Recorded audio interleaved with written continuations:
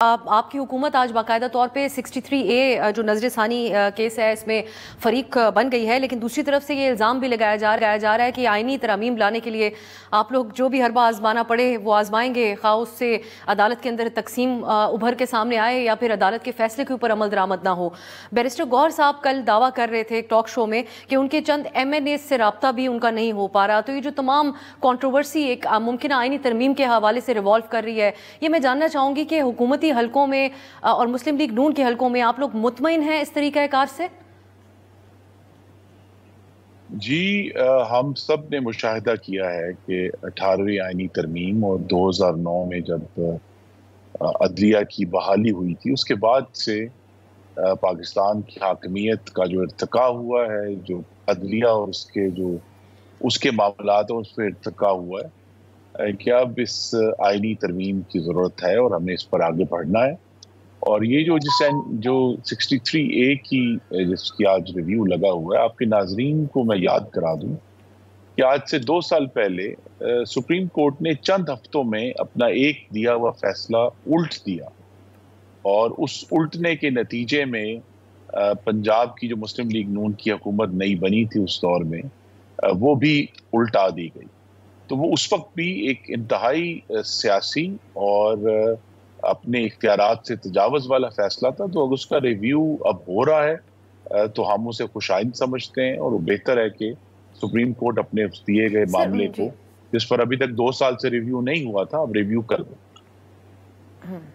اس پہ تو خرم صاحب ہر طرح سے اس کی ٹائمنگ کے اوپر سوال اٹھایا جا رہا ہے، آپ لوگوں کا ہر اقدام کہ جو جس وقت پہ کیا جا رہا ہے اس کے اوپر سوال اٹھ رہا ہے۔ اگر کنٹروورسی نہیں بھی بننی تھی وہاں پر بھی بن جاتی ہے، جیسا کہ آپ لوگوں نے ایک اصول خود طے کیا کہ بینچز کی تشکیل کیسے ہونی چاہیے، 3 سینئر جج صاحبان کو کرنی چاہیے، پھر دوبارہ اس میں آرڈیننس کے ذریعے اس کو تبدیل کر دیا گیا۔ تو کیا چیز آپ اصول کی بنیاد پہ کر رہے ہیں اور کیا اپنے ذہن میں ایک آئینی ترمیم کرنے کے لیے ہر حد تک جانے کے حوالے سے کر رہے ہیں؟ اس کے اوپر آپ لوگوں کی اصولی پوزیشن اس وقت واضح نہیں ہے، اور وکلا برادری بھی بہت زیادہ اختلاف کر رہی ہے طریقہ کار کے اوپر۔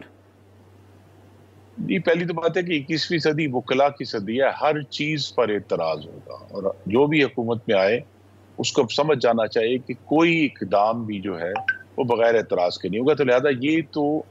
توقع ہی غیر حقیقی ہے کہ بلکہ خوش فہمی ہے کہ کسی بھی آپ جو سٹیپ لیں گے اس پر اعتراض نہیں ہوگا، اور ہر قسم کے اعتراض ہوں گے۔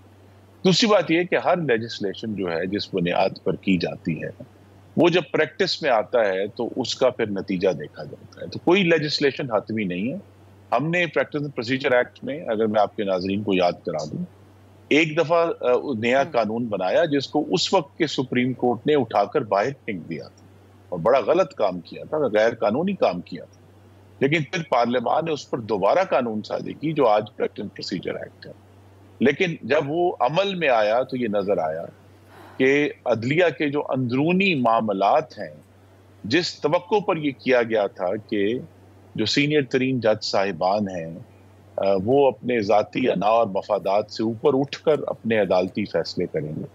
وہ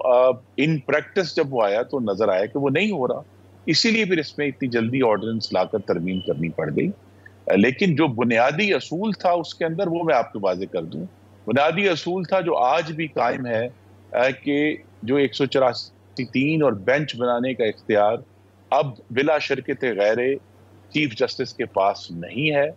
وہ اختیار اب 1 سے بڑھ کر 3 لوگوں میں جو ہے وہ وسیع تر ہو گیا ہے، اور یہ ایک بہتر پیش رفت ہے۔